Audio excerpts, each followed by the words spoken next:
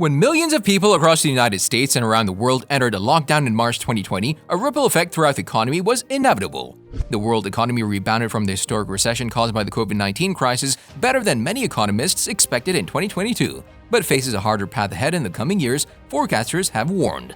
Want to know about it? Well, stay tuned to the video and watch the video till the end. Hello guys, welcome to Futureality. Hit the subscribe button and turn on the notifications to get new updates about technology and development. Hit the like button to show your support, and in today's video, we're going to discuss how will the world be after COVID-19. So without any further ado, let's begin.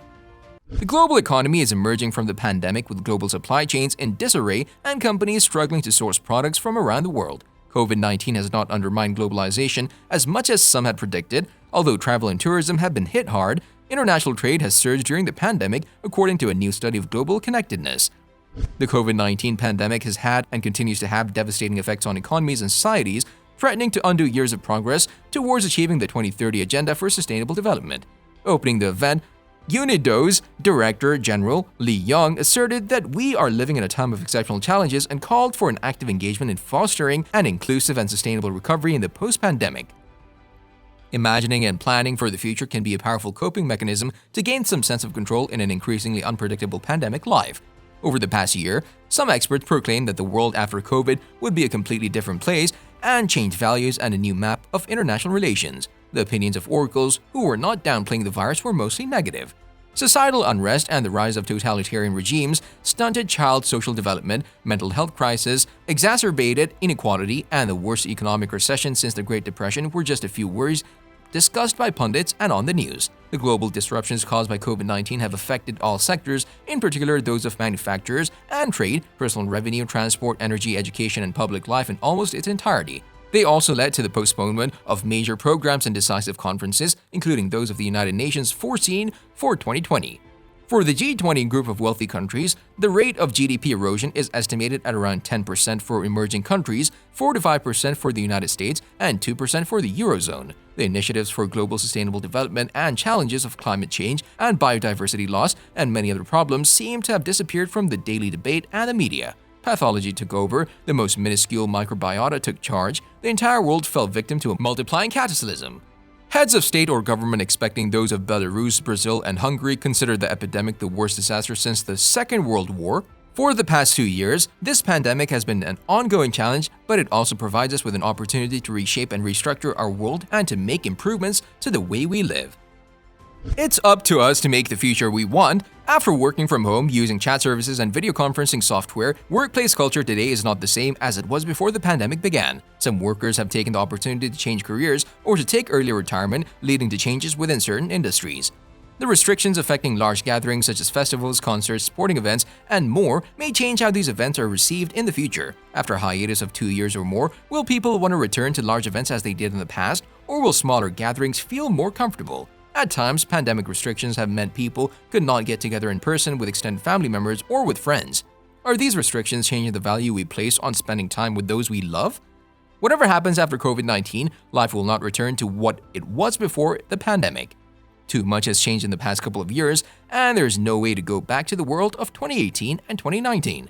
About 90% of firms globally are considered small and medium-sized enterprises, with much firms representing around 70% of all jobs. A recent report from the World Economic Forum conducted an analysis of hundreds of studies and interviewed 300 leaders and founders of small businesses to better understand what is required to future-proof a business.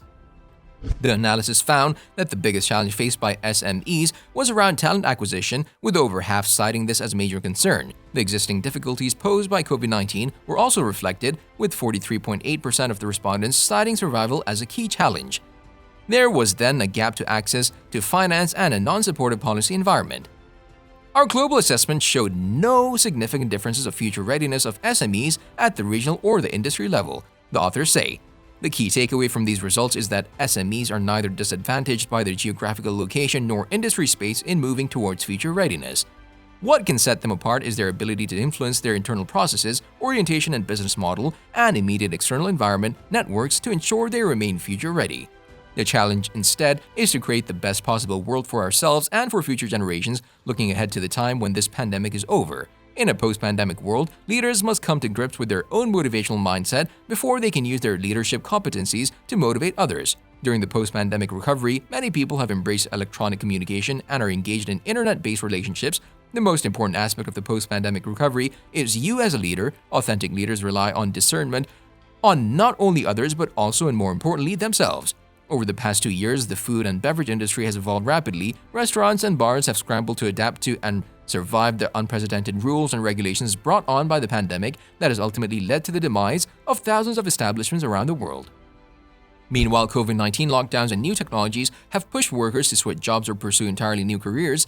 There has been a noticeable shift away from the traditional career restaurant worker to one preferring to juggle multiple jobs or jump from one to the next. People are looking for true fulfillment in their lives and careers, and with e-commerce businesses easier to set up than ever, workers have become their own bosses and have even started their own enterprises. Restrictions on indoor dining coupled with the fact that many people are working from home have created a new pattern of habits with regard to how food is both approached, rediscovering a love for home cooking, and consumed. The mushrooming use of food delivery apps. Most economists agree that the backdrop in most countries of a strong recovery combined with high inflation will make it difficult to balance supply and demand.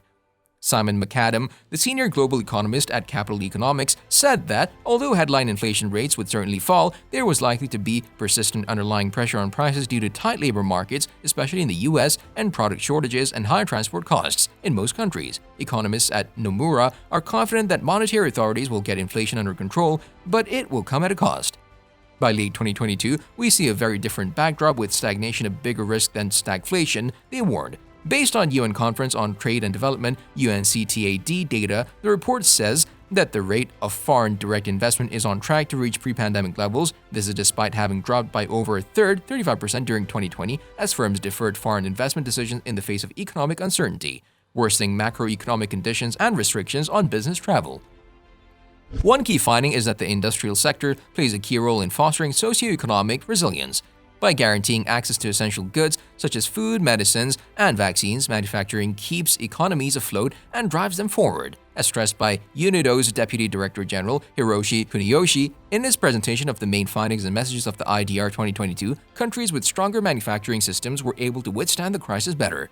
Growth rates for international internet traffic may have doubled in 2020 with people connecting digitally rather than face-to-face, but have dropped as the recovery has gained pace. However, the value of world trade and services dropped by a fifth in 2020, which was almost entirely due to the collapse in travel and tourism, the report explains. Not only do we need the will to sustain political and structural change, many argued, but also a certain set of psychological strategies promoting sound judgment, perspective taking, critical thinking, recognizing the limits of our knowledge, and sympathy and compassion. The future will tell whether and how the pandemic has altered our societies. Right now, we have the ability to make some significant changes for ourselves. Later, once new routines are in place, it'll be much more difficult to make these adjustments. Now that we've come to the end of this video, I want to thank you for sticking with me, and I'd love to know what you think of it. Just comment down below. Also, if you like this video, make sure you like it and stay safe. Today's video is over, but if you want to see more, there's one on your screen right now. And there are a few more fun videos coming soon. I'll see you in the next video.